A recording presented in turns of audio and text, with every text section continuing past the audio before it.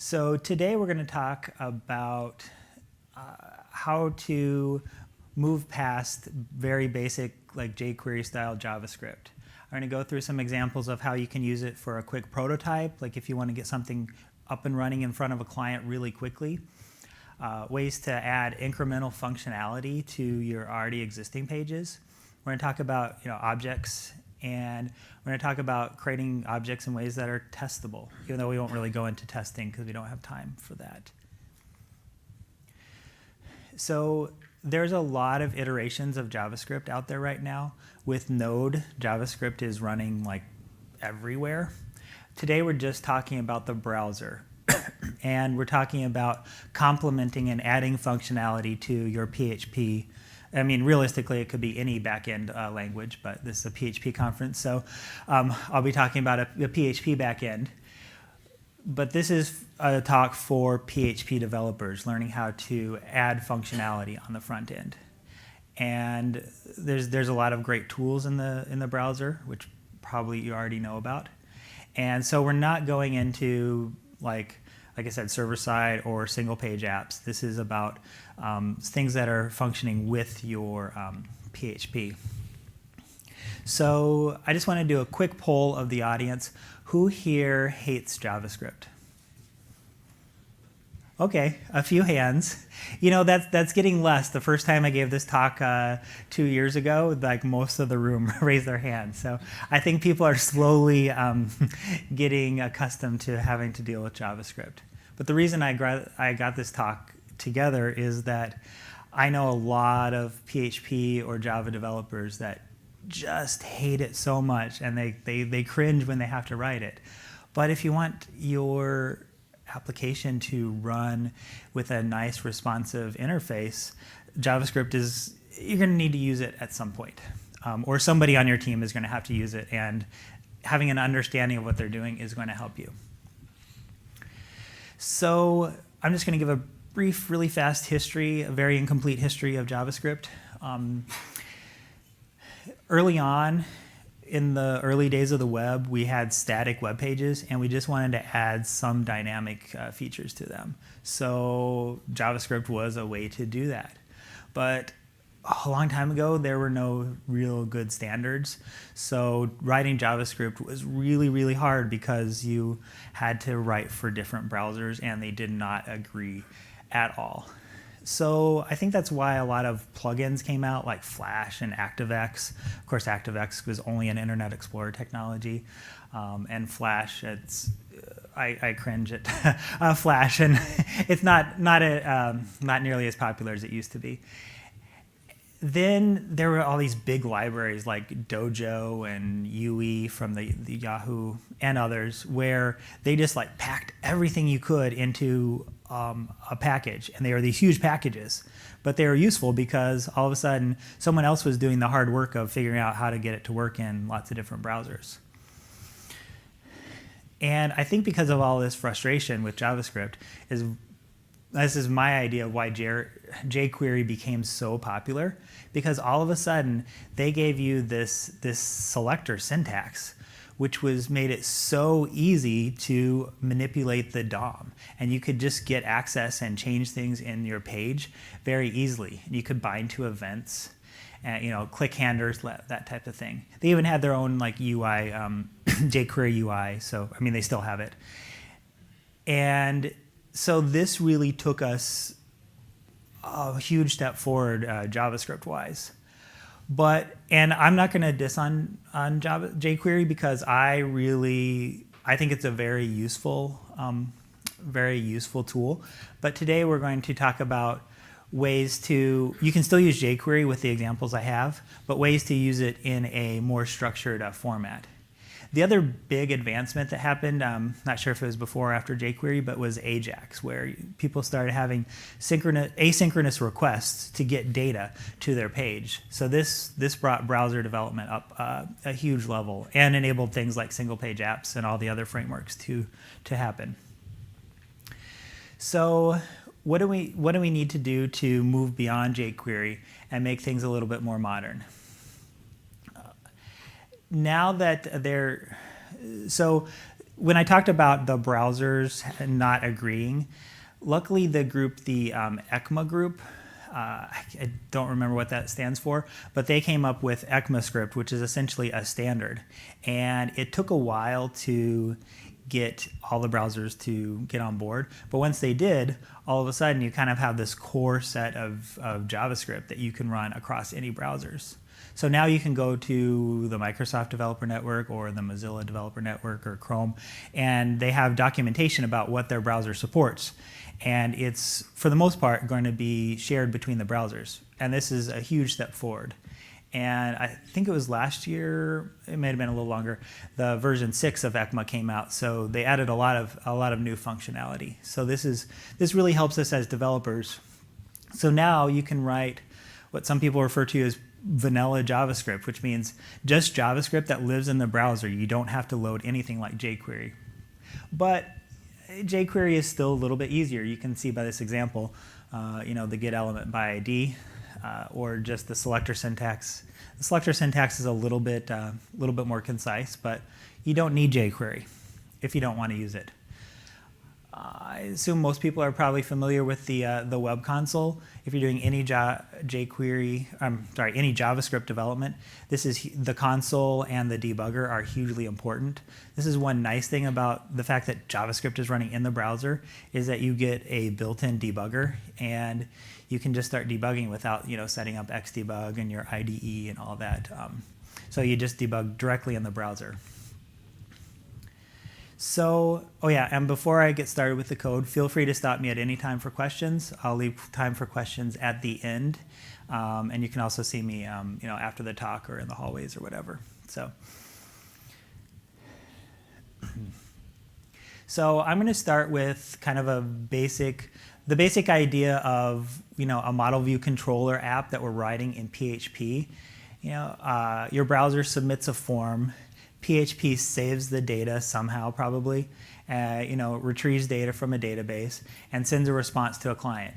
This is the basic life cycle of a PHP app, more or less. And JavaScript can, in this model, you're always waiting for that full round trip to get back to your web browser, which you may want something more responsive. So before I get started in some of the code examples, this is just a little prototype app that I was writing for that nonprofit law firm that I work for, or that I volunteer with, and it's just a little bit of form and a list that gets populated after that. So my examples are kind of referencing this form. So I just want to give you that as a basis point for where we're going. So this is an example that I've seen a lot of code like this. This is a very beginning jQuery way of writing the code. Does anyone want to guess at what some problems with this type of code are?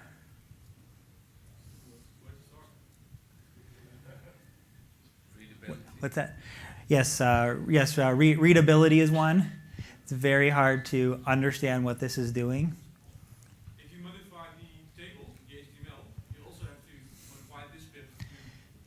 Exactly. Your view code and your logic are intertwined inextricably. And what if you want to, start adding some columns to this? How easy is this? Or if you want to write a test for this, other than like an integration test, it would be extremely challenging. Another problem is try giving this to another developer, especially if this is a more complex app. This is an incredibly simple example. I've seen jQuery apps written like this where, you've just got like hundreds of lines on a single page just to move some very simple data around. So this is I see a lot of code like this, and we want to move beyond this. So let's take a look and see what we can do to change it. But before that, I'm just going to give you a very quick background in JavaScript.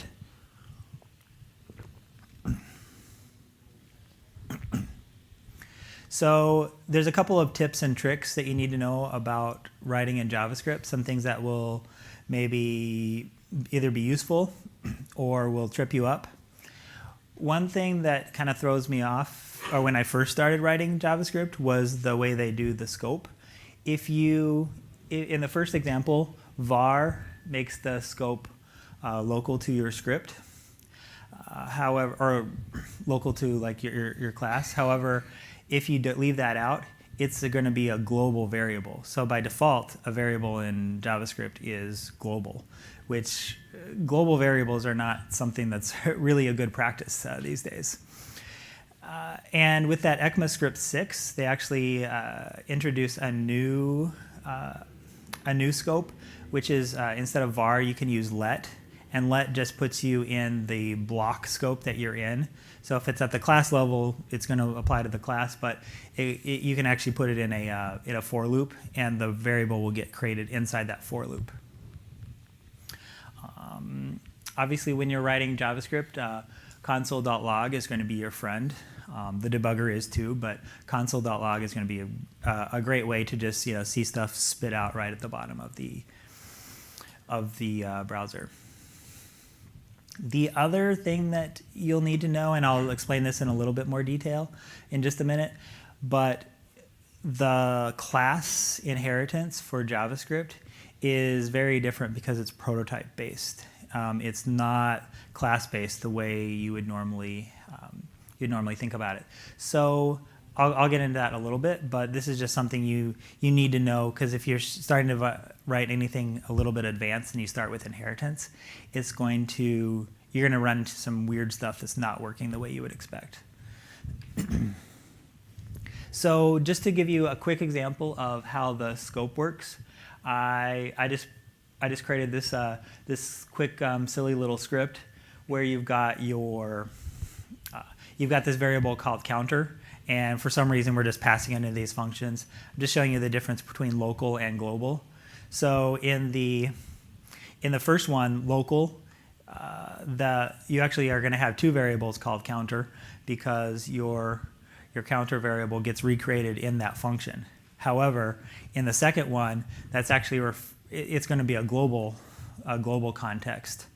So if you just call this a whole bunch of times, you're going to get some interesting behavior. For example, the first time you have it locally, it's getting recreated. In local, it's getting created every time. So even though you're passing it in, it's just still set to 0. So your global one is 0. However, when you do that loop later down here, when you do that loop in your global set, you're actually adding to it. So it's changing that first var that you have. So that's just something that you need to watch out for, is your scopes, because like I said, it's a little bit different than the way other languages might deal with the scope. So when we're writing PHP code, hopefully we're writing good well-designed objects that are testable, not necessarily, maybe reusable, maybe not, but at least we're thinking about our design, we're creating good objects. So there's really no reason we can't do that in JavaScript, except that early on I've seen a lot of developers not do it because they just didn't know how. So let's get into that and see what this looks like.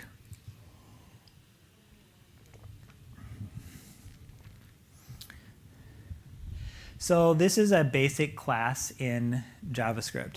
This is my model class. There's actually a number of different ways to set up a class in JavaScript, especially with the way the inheritance works.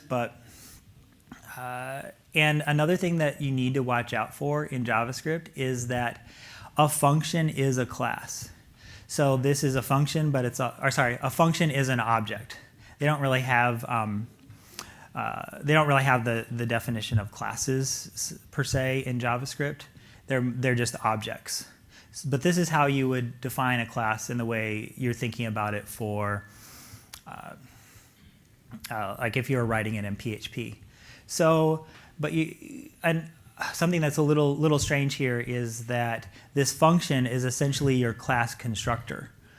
So for example, in the parentheses there, you can pass in initialization parameters if you want to load data in when you construct that object. So now I'm going to talk a little bit about the prototypical inheritance. This is very complicated, and I'll just try to touch on it a little bit. But if you have questions, feel free to stop me or see me after the talk. And I put some good resources at the end of the talk too. In PHP, we're accustomed to you define a class, and then later you instantiate that class. You can also inherit from that class. And I know there are ways to do composition-based inheritance as well, but for this example, I'm just really talking about the standard types of inheritance. In JavaScript, there's no such thing as creating a class definition. We're kind of faking it by creating these functions that are really a whole function itself. For example, I could set this to a variable and then just start using this as an object and start putting data in it right away. That would be a little weird because I'm trying to keep a good design here and define what the class means. Now, with the prototypes in JavaScript, you'll see here the way. I shouldn't say the way. One way to inherit what's coming in from your parent class is by doing this attorney model.call. Essentially what that does is it calls the constructor of that, and so it's going to bring in these 4 variables into your class. Now, in I shouldn't say a normal language, in a language like PHP, you're going to have your class definition, and when you create a new object in it, everything's going to be defined in that class. Even if you inherit it, it brings it down. JavaScript has a different way of dealing with that. It actually puts down pointers to everything that's the same in the base class, and everything inherits from object. So you actually you'll get these pointers back for everything that hasn't changed from your object, from your attorney model, from your attorney manager model. So if you so there's this big long inheritance chain, and I would suggest if you're going to start doing some inheritance that you go to the Mozilla Developer Network and read up about that. They've got some really good examples of what that can mean for you. But it's just a little bit different because you're not getting a full copy of your definition, and it actually means that you can kind of change stuff higher up, and then it you don't know where it gets affected depending on when you instantiate this and when you call that constructor. So that gets a little confusing because you're actually creating an object at this time. So now that we've talked about the prototypes, let's move on to what does it mean, how do we store objects and create objects in JavaScript. Right here I've just got an object that's going to hold on to my list of attorneys that's going to show up on that form.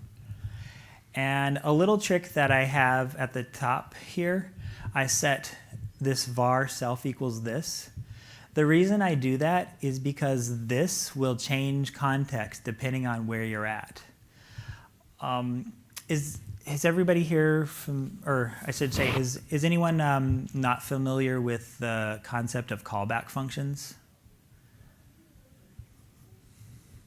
Okay, so I won't go into explain. I'll just say, so if you're in especially if you're in a callback function or some type of loop like that, this is going to refer to that context, and it's not going to be this. So you can have this dot something and this dot something, that same thing in the same class, but they totally mean different contexts. So if you set it to your own variable, and in this case I just call it self, you can refer to your top level model throughout, and you always know what you mean.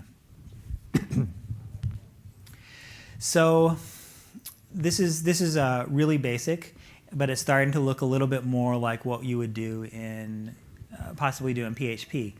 We've got some functions to add a model to our list, and we are able to return everything in the list to our view.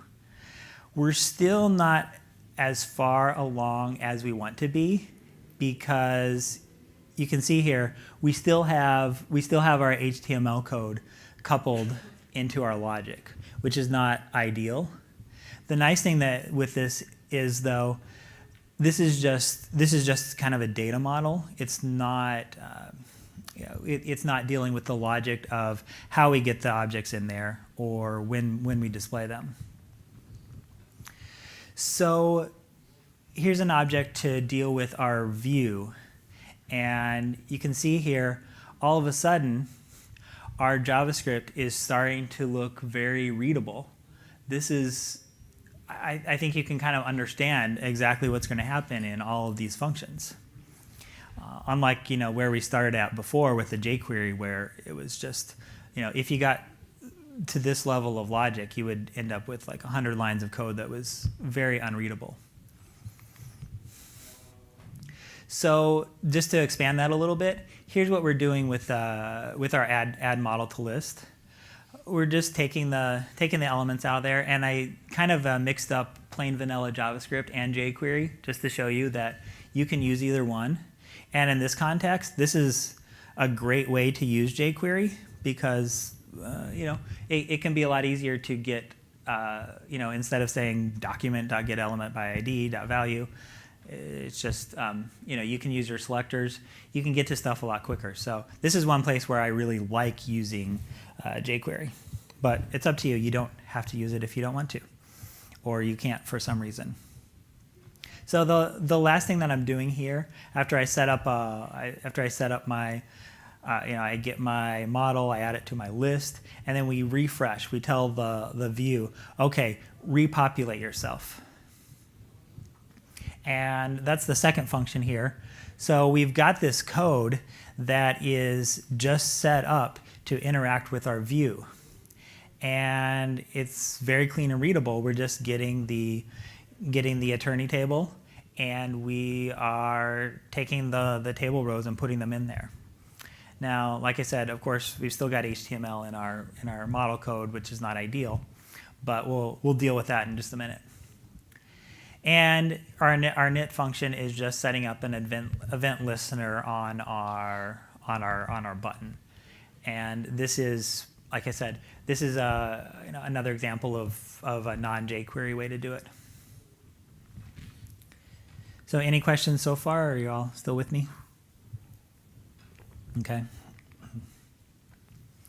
So before we take this another step further, I want to talk to you about something that can be extremely useful when creating a prototype for a client. This is one thing that I've done quite often. Before you go and build your PHP, your backend, your database, or anything, you can get a functional page going just by using browser storage.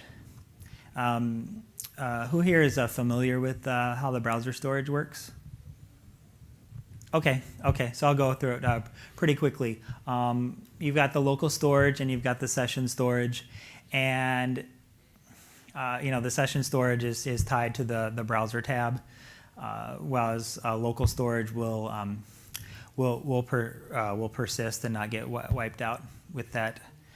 And it uses, for security reasons, it uses the same origin policy, so it's going to be tied to the domain name that's setting that browser storage. However, I would not rely on it for anything that you want to keep secure, because this is not, it's saved on the client. So no matter how well you encrypt that data and you put it in there, I wouldn't really trust it, because you never know if there's going to be a flaw found in a web browser or whatever. But what I've done with this is taken it and set it up so that all of a sudden you're saving data and you're retrieving that data so fast for your customer. And I've actually been in client meetings where I'm meeting with that customer, And you can go to the console, the web console, and you can enter any JavaScript command you want in that web console. So you can type in local storage.set item. All of a sudden, you can start. There's one time where this client just got hung up on, oh, well, we want the names in this drop-down list to be that. And I said, okay. And they couldn't get past that the drop-down names were what they told me at the last meeting, and they weren't changed yet. So, and I wanted to move on to, okay, I understand we're going to change that text for you. Let's move on and, let's move on and talk about new functionality. What more do you want? Do you like the way this is moving? And they just kept saying, okay, are you going to change that drop-down? So after a few times with that, I just went into the browser console. I cleared out the variable that was in the browser storage, and I just typed a couple commands to add the text that they wanted. And then all of a sudden, that meeting, instead of having to go back with the meeting without making good decisions and then come back for yet another meeting, we were able to get a lot more work done. So that's one place where browser storage can be really, really useful. And so when I was creating this prototype for a client, I started using the local storage this way. I just created a save function, and I took my data in there, and I changed it to a JSON string, and I saved it, and that's it. And then I created a load function that just pulls that out and parses it with JSON so that it hydrates it back into an object. And this was extremely useful because I didn't have to write a lot of code. So I got something very quickly up in front of the client, within like a day or two of talking about, okay, what do you want? Come back to them to a day or two later, and I show them an example. And that way they can focus early on in your design process on working out the details. And then we came up with some really good, once we got past that drop-down issue, we got through some really good feedback because they got to see it actually working, not just like still photos or anything like that. So this really brought us forward and made our meetings so much more productive because we were able to really quickly get back to them and say, okay, you want it to do this. Okay, you want it to do this. And we kept going iteration and iteration. And we had this iterative development. So we created like not the whole, but a lot of the front end. And then later we started writing our back-end PHP code and our APIs and stuff like that. But designing it this way was really easy because then we just kind of swapped out these functions later and started doing API calls to get that information.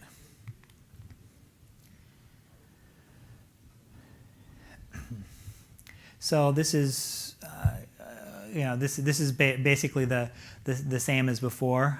The only two differences is, on our init, we're just now loading the data from storage, and we're saving the data when we, in this case, when the view refreshes, we save that data. The nice thing is that later, when we hook up to a backend, I didn't change this code at all. So I've kind of brought us into a pattern. Is anyone familiar with the model view model pattern? Okay, just a few. This was something actually created by Microsoft a long time ago, not for the web.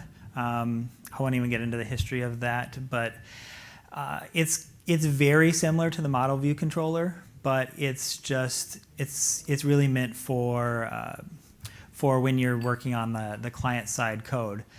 Essentially, it's the same idea as the model view controller, where you've got your view, your HTML, and then you've got your view model, which is, I don't really like the terminology for that, but it's essentially the code that's going back and forth between your model and your view. And then you've got your model on its own. So keeping those separate is very useful, and leads to some good design. So let's see what more we can add. I'm just going to introduce really quickly here a little bit of a framework, or just a little bit on this framework called Knockout.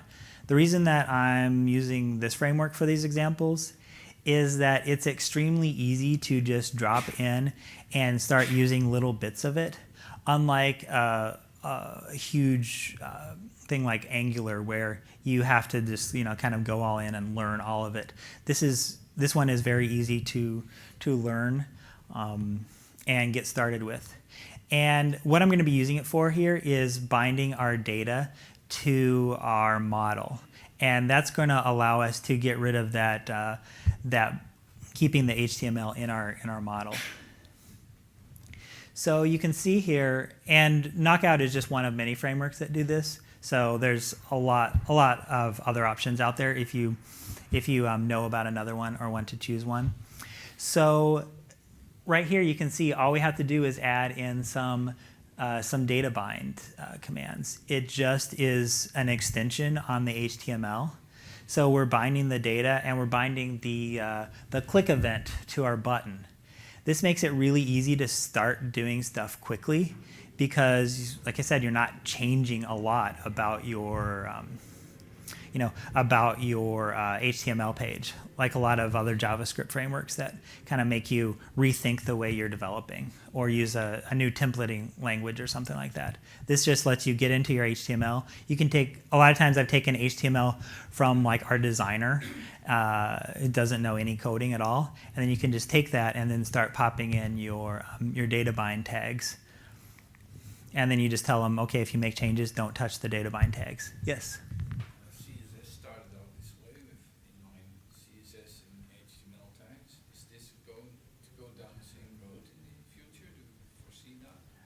Going down the same road as CSS tags.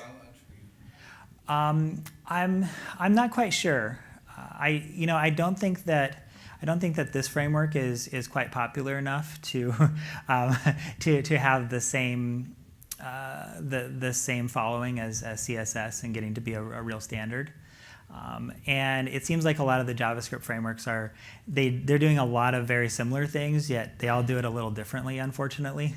So I don't think they're going to get to the way we deal with CSS, where it's a lot more just kind of built into the browser, unfortunately. So does that make sense? Yeah, I just wondered because everybody was against the intrusiveness of the style attribute. This could get intrusive in the same way, maybe not the same length, but it's still an attribute in your tag. Yes, exactly. You're adding stuff to the tag, and yes. So, and I think you have to be, just like with the style versus the class attribute in CSS, you have to be careful how you use it. You can end up adding a lot of code in that data bind, but you probably don't want to add more than just the basics of what you need. So I think with any tool, with any framework, you have to be careful about how you use it. I mean, you can. So in my experience, I try to just make the data binds fairly minimal. For example, here we're just saying, okay, this is what the text is. This replaces the text, and we bound the click to the A. You're right. It's starting to get a little busy because we've got the data bind at the table body level. And so, but I try to keep it to just one element in each one, because otherwise you start getting this mess of, all of a sudden you start putting logic in your view, which you don't want to be doing. You want to keep that logic out in your models and in your view model. So no, that's a very good point. Thanks for bringing that up. Yes. So this is another special thing that Knockout uses. It's the idea of observables. And this is how Knockout does its work to map your model to those data binds. So their syntax is just KO for Knockout .observable, and it's actually creates an object, which is why there's parentheses there. So it's turning your variable into a special object that has real-time data binding. So if you change first name, it automatically is reflected on that HTML. You don't have to do anything to refresh the page like we were doing before when we were writing just pure JavaScript. Excuse me.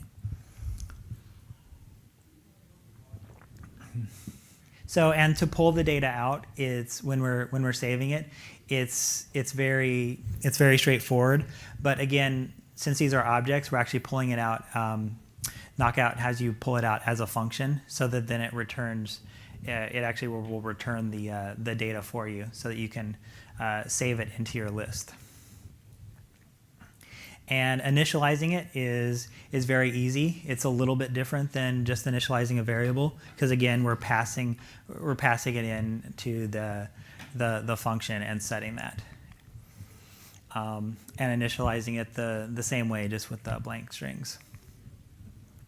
So, and the other kind of magic thing that you have to do with Knockout is you have to tell it, okay, I've created an object, and I want you to, this is the object that I want you to bind to my HTML page.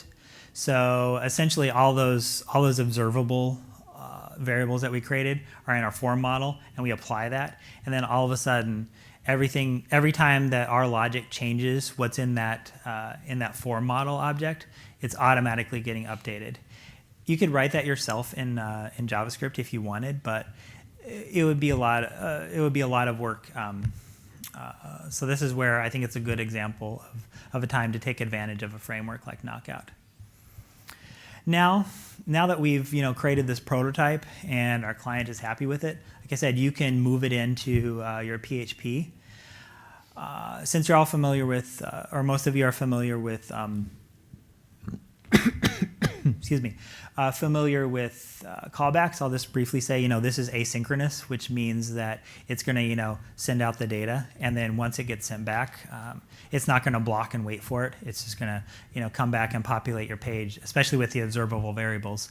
So you sometimes, if you're doing like a long-running data call, you see that where you load the page, and then all of a sudden, then your list populates. But at least and another benefit to that is, you get your page loaded right away, and then you start, filling in the data. I've actually written some pages where you have a number of these calls, and you take, we're getting from different sources. We've got all these microservices, so we're just hitting all these different microservices. I'm just going to briefly show, this is the Knockout way of doing it. There's actually, which is incredibly similar to the jQuery way of doing it. I think it's a little bit more complex if you're using plain vanilla JavaScript. But those two functions that we had before, the load and the save, all we have to do to start loading that to our backend is change that to a get call, a get to get the data, and a post to post the data. And each time we're turning the JavaScript object either into a JSON string, or we're hydrating it back from a JSON string. Some frameworks do that for you. I always like to handle that myself, just so that I know what's going on. So a lot of this code, now that we've set it up, is we can write tests for this code a lot more easily. I'm not going to get into that today because I just got my 5-minute warning, but the way we've separated stuff, there's a ton of different testing frameworks out there, and all of a sudden we can start testing bits and pieces of our front-end code, which is going to just help us so much. These are some frameworks that I've used. Like I said, there's a lot out there. But QUnit, I don't know if that's as popular as it used to be when I first gave this talk. But I know that Jasmine, actually Karma is another one I should have put up there. Mocha and Jest.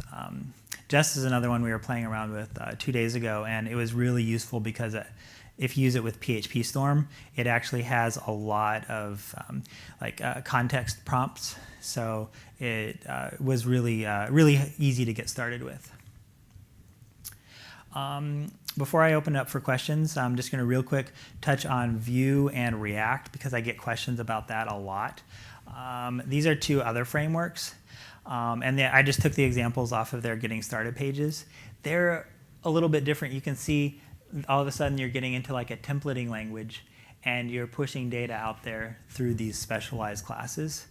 I think that's good, but you're going to have a longer learning curve for something like that.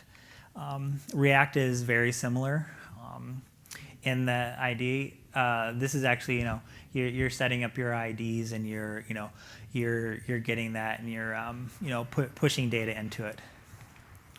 So that's it for today. I encourage you to reach out to me either by Twitter or joined in. And are there any questions that anybody has right now? Yes. Well, I don't really see the advantage of including the jQuery library for just the selector. You're right. Actually, that's why I kind of gave both examples. Some people end up having, if they're just adding this to bits and pieces of their app, they may have jQuery in there already because somebody else has already loaded it, has loaded it and needs it for something else. So I was kind of thinking from the signs of taking an existing app and modifying it. But you're right, if I was starting something new, I wouldn't necessarily bring in jQuery because that's another call that your the browser has to go out and get that. Yes. Yes? Your previous slides, there were no quotes around the constant. That was just a mistake, I hope. Oh, in the Because otherwise this would be really weird syntax. In- The element is hello world. in this React, Yeah. this is directly from their website. So that's actually the way they do it. And like I said, that's why there's a little bit of a weird learning curve for these frameworks because it is different, that they're not actually treating it as strings. And it has something to do with the way they parse this stuff out.